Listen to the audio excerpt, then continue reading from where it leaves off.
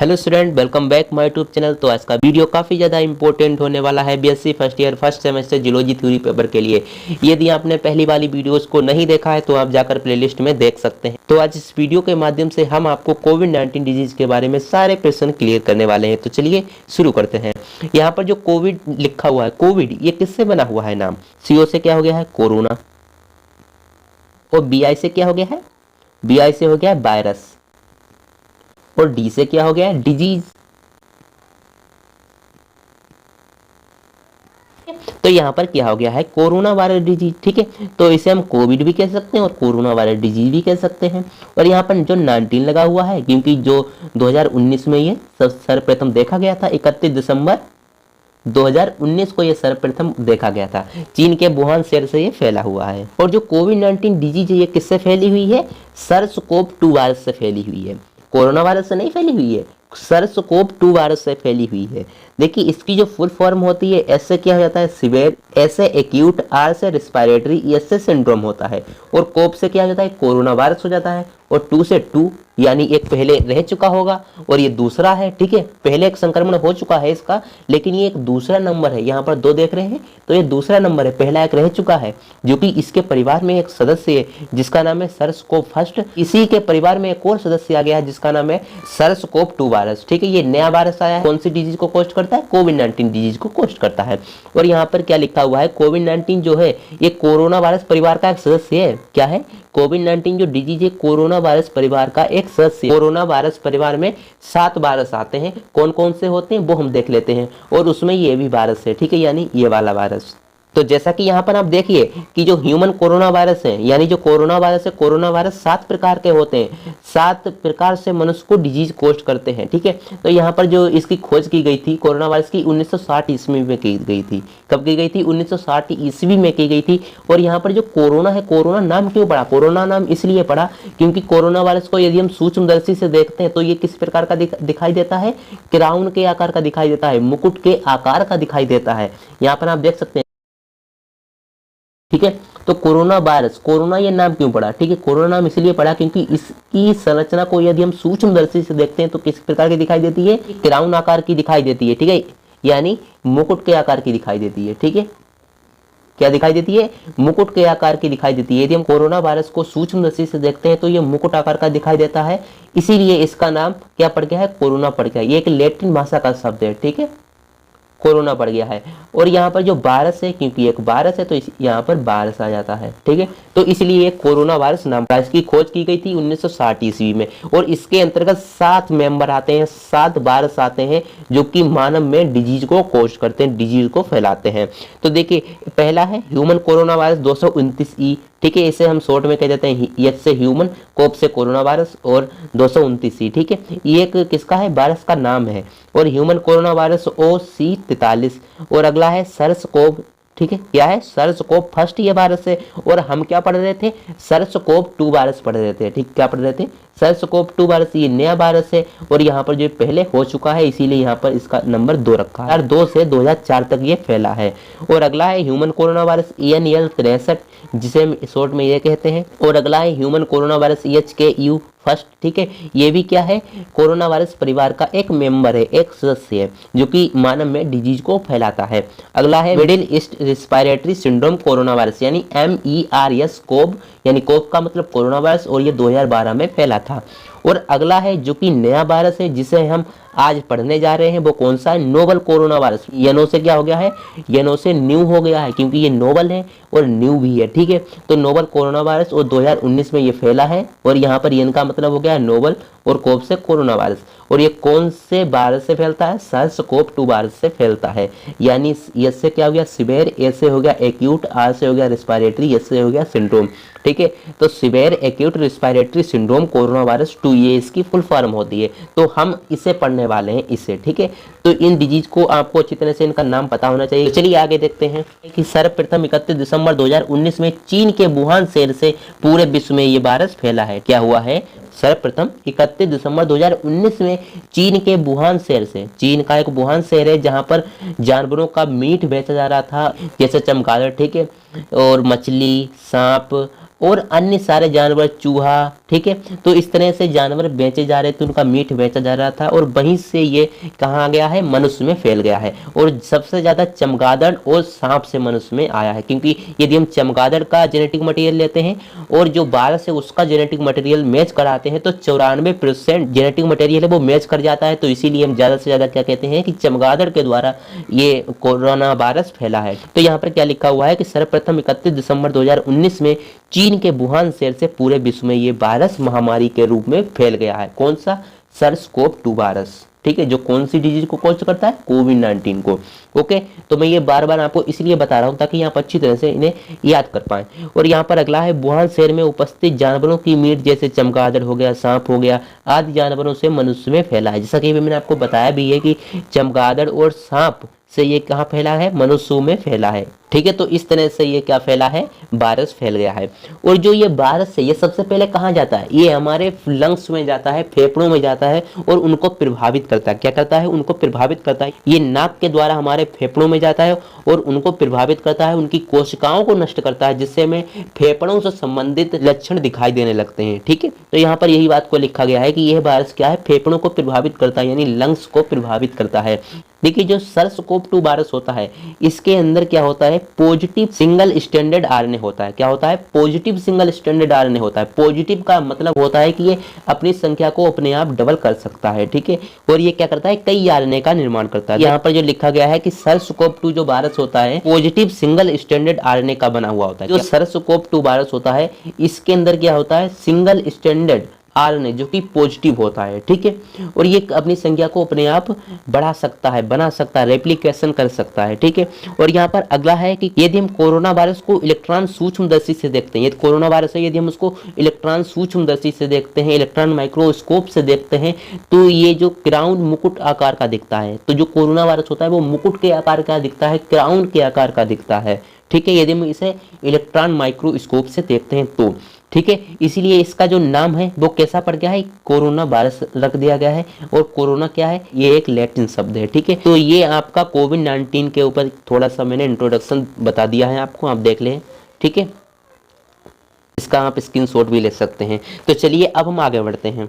देखिएगा स्टूडेंट, अब हम देखने वाले हैं कोविड-19 सिम्टम्स, यानी ये वायरस जो SARS-CoV-2 वायरस है यदि किसी व्यक्ति में फैल जाता है, ठीक है, तो उसमें कौन से लक्षण प्रकट होते हैं, कौन से लक्षण दिखाई देने लगते हैं। तो देखिए किस तरह के लक्षण दिखाई देते हैं। देखिए 1 से 14 दिन के बाद ये लक्षण दिखाई देते हैं। यदि कोई व्यक्ति किसके संपर्क में आ जाता है, SARS-CoV-2 वायरस के संपर्क में आ जाता है तो कितने दिनों के बाद लक्षण दिखाई देते हैं, 1 से 14 दिन के बाद ये लक्षण दिखाई देने लगते हैं। कौन कौन से लक्षण होते हैं वो हम देख लेते हैं। देखिए यहाँ पर यही बात को लिखा गया है कि संक्रमित व्यक्ति के संपर्क में आने के बाद 1 से 14 दिन के बाद लक्षण प्रकट होते हैं। देखिए यदि कोई व्यक्ति SARS-CoV-2 वायरस के संपर्क में आ जाता है तो 1 से 14 दिन के बाद ये लक्षण प्रकट होते हैं। कभी कभी क्या होता है, जो व्यक्ति SARS-CoV-2 वायरस के संपर्क में आ जाता है और उससे कोई लक्षण दिखाई नहीं देते हैं, 1 से 14 दिन हो जाते हैं तब भी कोई लक्षण दिखाई नहीं देता है, और जब दिखाई देता है तो उसकी मृत्यु हो सकती है। तो ये पॉइंट है, काफी ज्यादा इंपॉर्टेंट है। और देखिए यहाँ पर जो लक्षण दिखाई देते हैं वो किस प्रकार के लक्षण होते हैं, किस तरह के होते हैं वो देख लेते हैं। देखिए बुखार आता है, ठीक है, और खांसी होती है, खांसी छाती में होने वाली खांसी, क्योंकि ये फेफड़ों से संबंधित है इसीलिए क्या हो रहा है, फेफड़ों से संबंधित इसके लक्षण दिखाई देते हैं। क्योंकि जो SARS-CoV-2 वायरस होता है सबसे पहले कहाँ जाता है, फेफड़ों में जाता है, यानी लंग्स में जाता है और उनको प्रभावित करता है, इसीलिए यहाँ पर वैसे ही लक्षण दिखाई दे रहे हैं। और अगला है सांस में तकलीफ होना। ठीक है, तो सांस में तकलीफ होगी क्योंकि जो वायरस है वो फेफड़ों के अंदर जाता है। जो SARS-CoV-2 वायरस है ये फेफड़ों को सर्वप्रथम प्रभावित करता है, जिसके कारण फेफड़ों से संबंधित इसमें सबसे ज्यादा लक्षण दिखाई देते हैं। जैसे सांस में तकलीफ होना, गले में दर्द होगा, जो खांसी होगी वो गले में दर्द उत्पन्न करेगी, और सिर में दर्द होगा क्योंकि खांसी है तो सिर में दर्द हो जाएगा। और यहाँ पर अगला है छाती में कफ जम जाएगा, ठीक है, और मौत भी हो सकती है। तो इसके ये सिम्टम हो जाते हैं, किसके, कोविड-19 डिजीज के सिम्टम हो जाते हैं। ओके, तो चलिए आगे देखते हैं। देखिए अब हम देखने वाले हैं कि कोविड-19 कॉज, यानी कोविड-19 किसके कारण फैलता है। अब हम ये देखने वाले हैं, ठीक है, किसके कारण फैलता है कोविड-19। तो देखिए कोविड-19 का संक्रमण यानी इन्फेक्शन किसके कारण होता है, SARS-CoV-2 वायरस के द्वारा होता है। ये तो बात आपको पता है कि जो कोविड-19 का जो संक्रमण है वो SARS-CoV-2 वायरस के द्वारा होता है, ठीक है, और जिसका प्रतिरक्षा तंत्र काफी ज्यादा कमजोर हो जाता है। एक मेन पॉइंट आपको पता होना चाहिए, जिसका प्रतिरक्षा तंत्र काफ़ी ज़्यादा कमज़ोर हो जाता है उसको ये कोविड-19 होने के चांसेस सबसे ज़्यादा होते हैं। क्या होते हैं? सबसे ज़्यादा चांसेस होते हैं।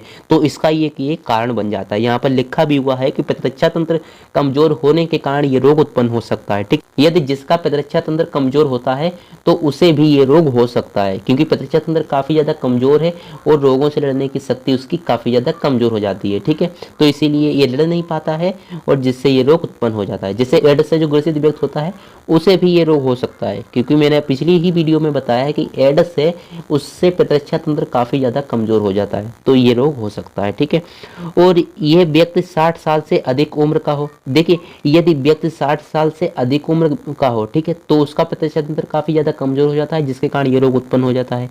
यदि 5 साल से जो बच्चा कम हो, ठीक है, 5 साल से जो बच्चा कम हो, तो उससे ये कोविड-19 होने के चांसेस सबसे ज़्यादा होते हैं। तो ये कभी कभी 20 से 35 साल के लोगों को भी दिखाई दे सकता है कोरोना वायरस। ठीक है, और 30 से 35 साल के लोगों को भी ये ग्रसित कर सकता है या इन्फेक्शन फैला सकता है। ठीक है, क्यों फैला सकता है? क्योंकि उनका भी प्रतिरक्षा तंत्र कमजोर होगा, किसी ना किसी कारणवश किसी भी बीमारी से ग्रसित रहे होंगे। ठीक है, एड्स, ठीक है, और भी कई बीमारियां होती हैं इससे ग्रसित रहे होंगे, जिसके कारण उनका प्रतिरक्षा तंत्र कमजोर हो गया है। प्रतिरक्षा तंत्र कमजोर हो गया है तो ये रोग घेर लेता है। ठीक है, और अगला है कि जानवरों से यानी चमगादड़, सांप से मनुष्यों में फैला है। तो बात मैंने आपको पहले ही बता दिया है कि चमगादड़ और सांप से मनुष्यों में फैला है। क्यों चमगादड़ हम क्यों कह रहे हैं बार बार? तो इसलिए कह रहे हैं क्योंकि चमगादड़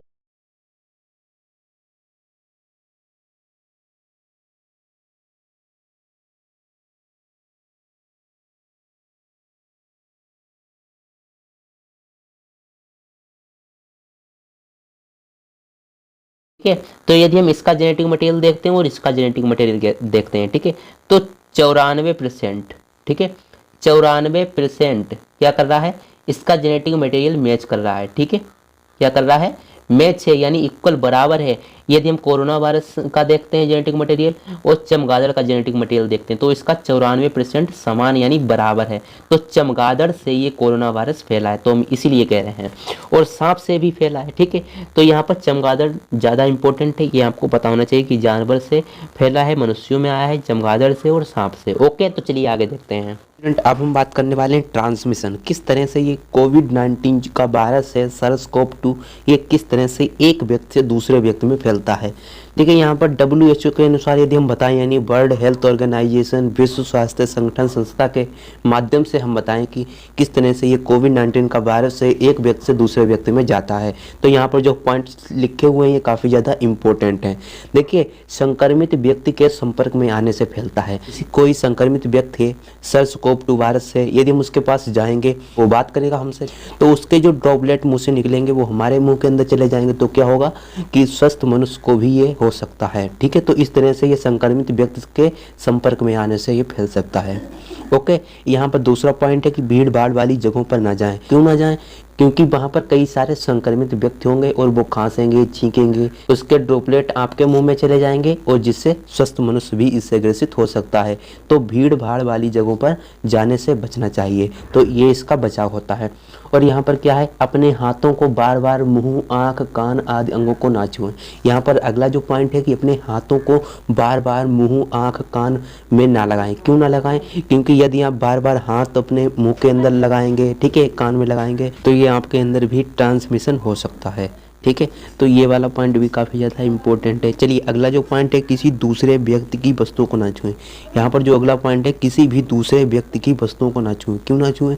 यदि कोई व्यक्ति किसी भी रोग से संक्रमित है, यानी हम मान लेते हैं कि SARS-CoV-2 वायरस से संक्रमित है, यदि हम उसी की वस्तु को छू लेंगे तो उसका जो वायरस होगा वो आपके हाथों में लग जाएगा और हाथों से वो आपके मुंह में चला जाएगा। ठीक है, तो इस तरह से ये वायरस फैल सकता है। ओके, तो इसीलिए कहा गया है कि किसी दूसरे व्यक्ति की वस्तुओं को ना छुएं। ओके, देखिए, अगला है बीमार व्यक्ति से संपर्क में आने से। कोई बीमार व्यक्ति है, SARS-CoV-2 वायरस से ग्रसित है, यदि हम उसके संपर्क में आएंगे, उसके पास जाएंगे, तो क्या होगा, उसके जो ड्रॉपलेट हैं, ठीक है, उसमें जो वायरस है हमारे शरीर के अंदर चला जाएगा, जिससे क्या होगा, ग्रसित हो जाएगा। ठीक है, तो इसीलिए कहा गया है पूरी सावधानी बरतिए। ठीक है, पूरी सावधानी बरतिए, अपने हाथों को धोते रहिए, ठीक है, और सैनिटाइजर का उपयोग कीजिए, तो इस तरह से इसे बचा जा सकता है। और मास्क का भी प्रयोग करना चाहिए। अगला है कि बाहर की किसी वस्तु को छूना और मुख पर हाथ लगाने से ये फैल सकता है।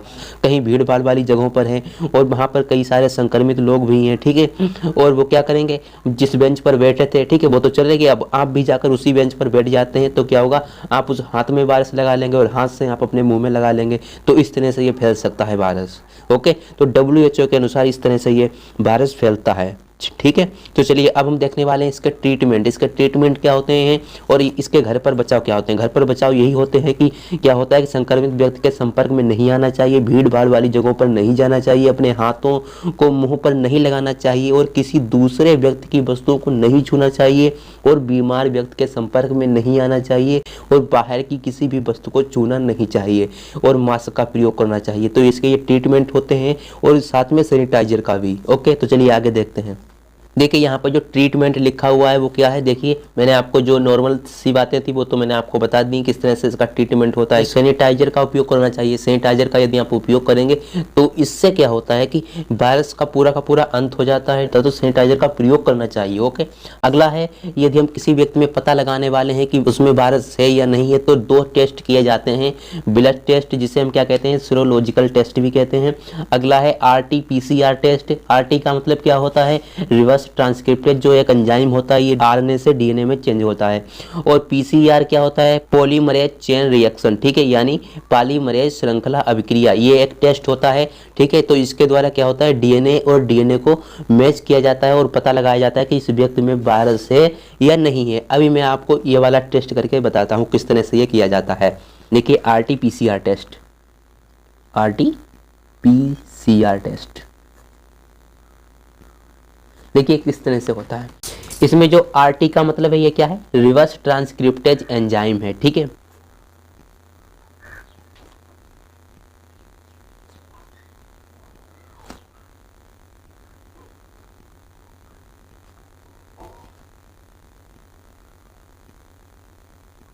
ठीक है, तो ये क्या हो गई, इसकी फुल फॉर्म हो गई रिवर्स ट्रांसक्रिप्टेज एंजाइम, ये वाला, ठीक है, जो क्या करता है RNA से, यहाँ पर मैं बना के भी दिखा देता हूँ, ये क्या करता है एंजाइम RNA से DNA को चेंज करता है, ठीक है, RNA से DNA में चेंज होता है।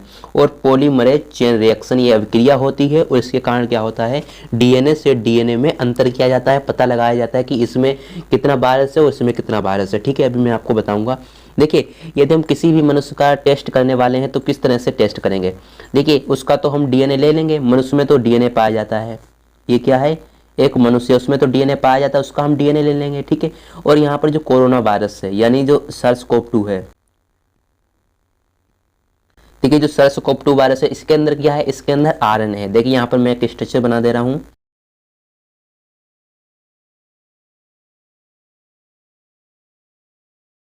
देखिए जो SARS-CoV-2 वायरस है इसके अंदर क्या है, इसके अंदर बच्चों क्या है, RNA है, सिंगल स्टैंडर्ड RNA है, ठीक है।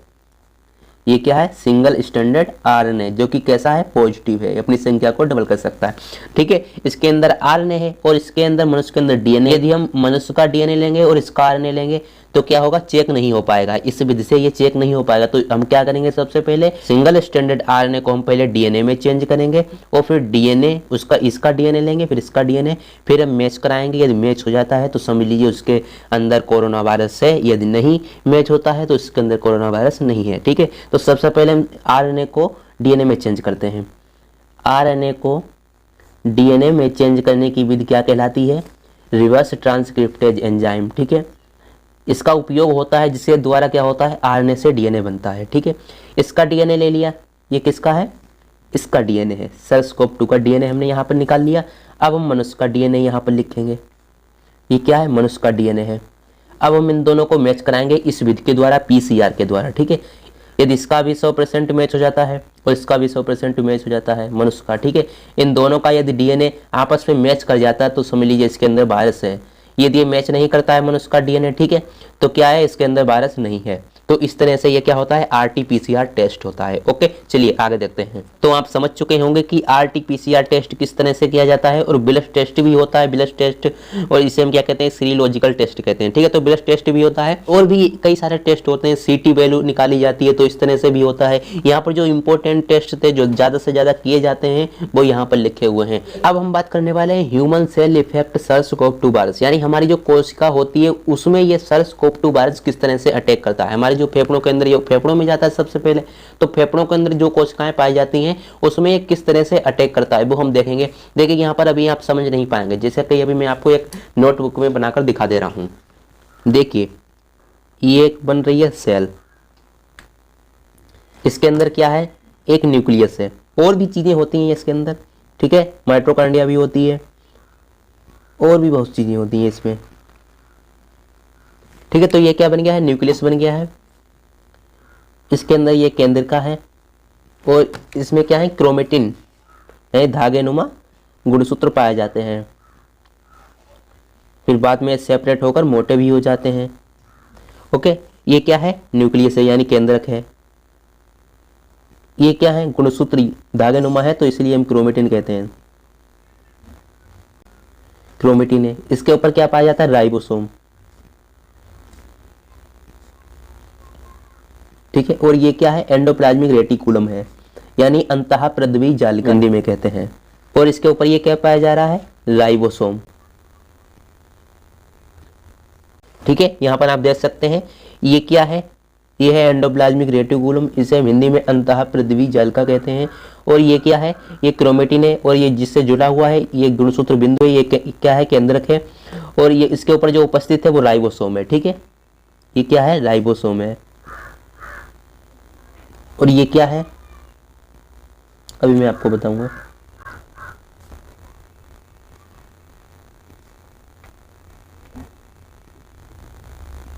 ये क्या है, ACE2 रिसेप्टर है, क्या है, ACE2 रिसेप्टर,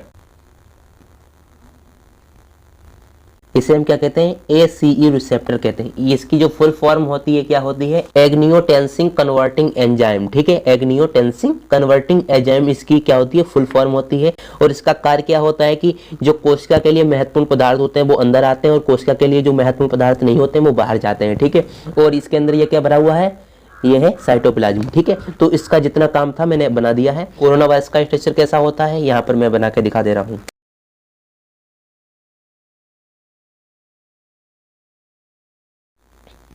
इसके अंदर ये क्या है, सिंगल स्टैंडर्ड RNA है,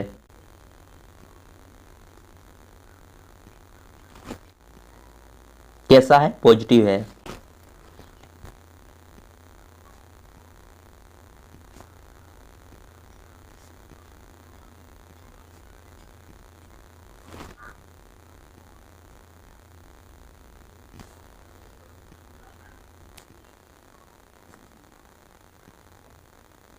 ठीक है, तो इस तरह से क्या होता है, कोरोना वायरस का स्ट्रक्चर होता है, यानी SARS-CoV-2 वायरस का स्ट्रक्चर होता है।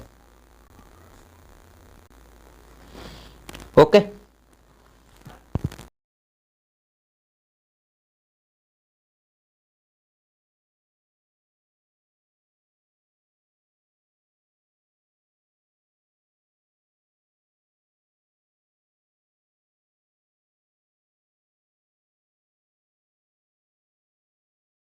ये आप जो देख रहे हैं ये क्या है, स्पाइक प्रोटीन है, और इन्हीं का पूरा कमाल होता है कोशिका के अंदर जाने के लिए, ठीक है। स्पाइक प्रोटीन है, ओके। स्पाइक इसे इस एस से डिनोट करते हैं, यानी एस से प्रदर्शित करते हैं, और पी से प्रोटीन, ठीक है। और यहाँ पर जो है ये क्या है, न्यूक्लियोकैप्सिड प्रोटीन होती है, ठीक है, जो कि RNA के ऊपर पाया जाता है। न्यूक्लियोकैप्सिड ये प्रोटीन हो गई है। और इसमें क्या होता है, ये मेम्ब्रेन प्रोटीन होती है, क्या होती है, मेम्ब्रेन, मेम्ब्रेन पी से प्रोटीन, ठीक है। तो चलिए समझते हैं क्या होता है, किस तरह से ये हमारी इस सेल को अटैक करता है। देखिए इसका जो स्पाइक प्रोटीन होता है, ये वाला स्पाइक प्रोटीन, ये ठीक है। और ये क्या करता है, स्पाइक प्रोटीन सीधे जाकर इस ACE2 रिसेप्टर में अटैच हो जाता है, यानी जुड़ जाता है। देखिए इस तरह से,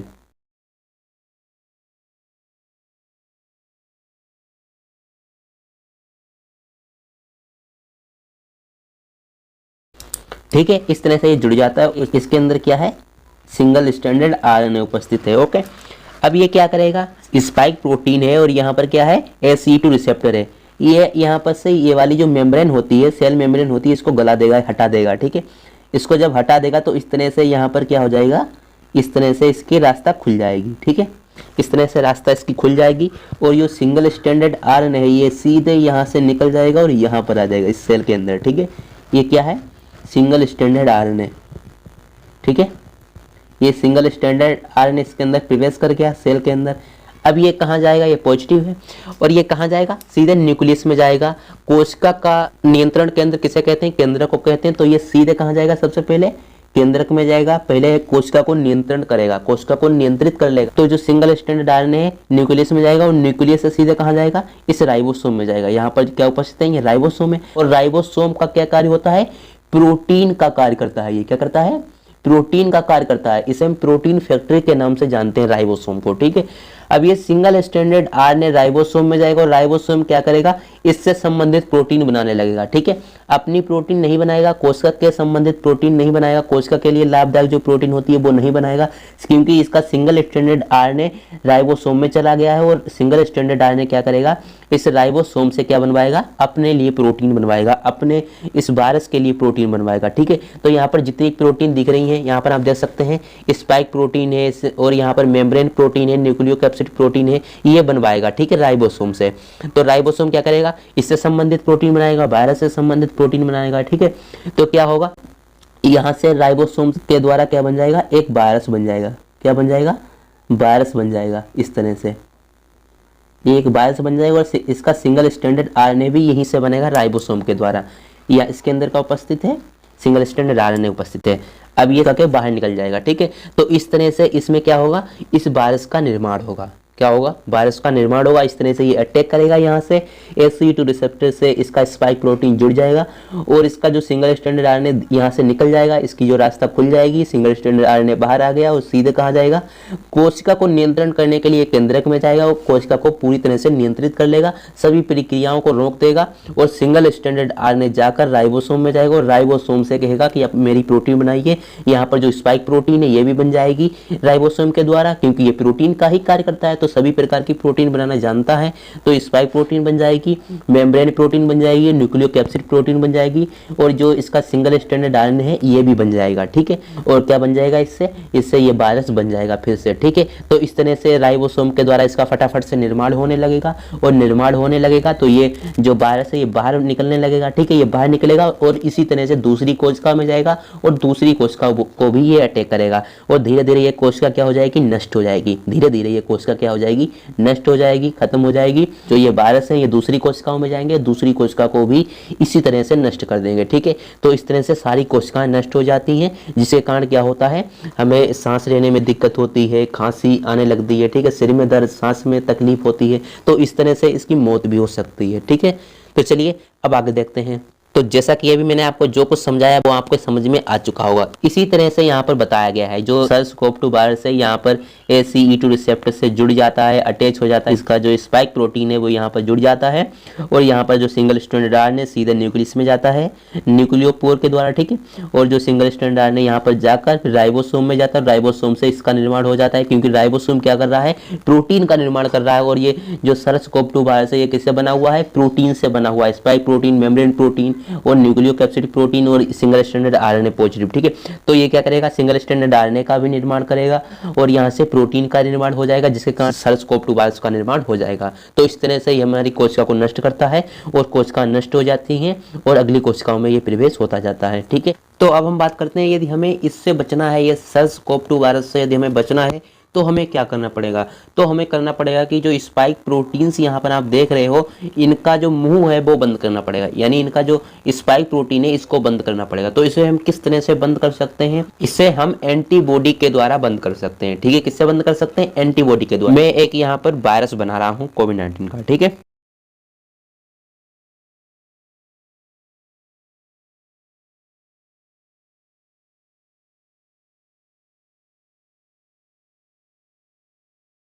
ये SARS-CoV-2 वायरस है। अब हमें इसे रोकना है, तो हम किस तरह से इसे रोक सकते हैं, हमारी जो कोशिका होती है उसमें किस तरह से इसे रोका जा सकता है।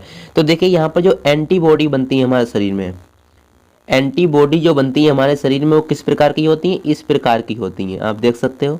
इस प्रकार की एंटीबॉडी, कई सारी एंटीबॉडी बन जाती हैं जो प्रतिरक्षा तंत्र हमारा बना देता है, और इससे क्या होता है, इससे हमें लड़ने की शक्ति प्रदान होती है। देखिए इस तरह से, देखिए ये जो एंटीबॉडी है इससे जाकर सटक जाती हैं, देखिए यहाँ पर से, देखिए इस तरह से ये अटक जाती हैं, और जिससे क्या होता है, इसका जो स्पाइक प्रोटीन है वो इससे अटैच नहीं हो पाता है, ACE2 रिसेप्टर से अटैच नहीं हो पाता है। यहाँ पर यदि ऐसा बन जाएगा, यदि एंटीबॉडी यहाँ पर आ जाएगी, स्पाइक प्रोटीन से अटैच हो जाएगी और ये वाला जो है इससे अटैच नहीं हो पाएगा। यदि अटैच नहीं हो पाएगा तो इसीलिए इसका जो mRNA है वायरस का वो इसके अंदर नहीं जा पाएगा। तो इस तरह से इसे बचा जा सकता है। और एंटीबॉडी का निर्माण कैसे होगा, जब वैक्सीन लगेगी तो इसका ज़्यादा से ज़्यादा संख्या में इसका निर्माण हो पाएगा। ठीक है, तो चलिए आगे देखते हैं कौन कौन सी वैक्सीनें हैं जो इंडिया में उपलब्ध हैं। तो देखिएगा स्टूडेंट, अब हम बात करने वाले हैं कोविड-19 की जो वैक्सीनें हैं इंडिया में उपलब्ध हैं वो हम देखने वाले हैं। ठीक है, अदर कंट्री में अदर वैक्सीनें उपलब्ध हैं और जो इंडिया में उपलब्ध हैं वो हम देखेंगे। देखिए, सबसे पहले जो कोविशील्ड वैक्सीन है ये भी इंडिया की, और कौन बना रहा है इसे, सीरम इंस्टीट्यूट ऑफ इंडिया, इसे हम SII भी कह सकते हैं।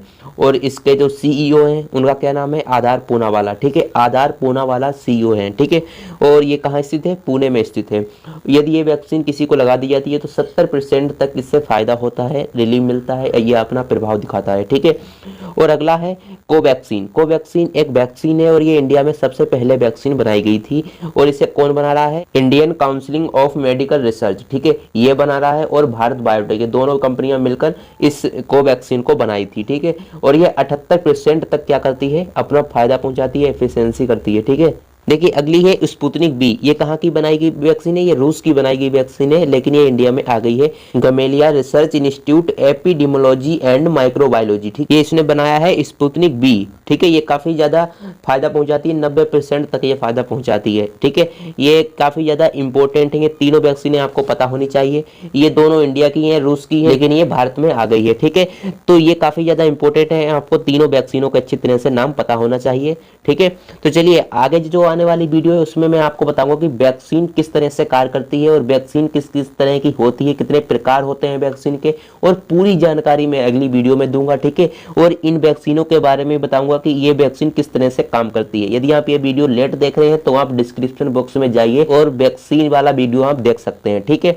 यदि आप अभी देख रहे हैं तो आगे आने वाली वीडियो में इसका लिंक इसमें जोड़ दिया जाएगा। ठीक है, तो चलिए अब मिलते हैं अगली वीडियो में वैक्सीन की पूरी जानकारी के साथ। ठीक है, तो चलिए जब तक के लिए जय हिंद, जय भारत।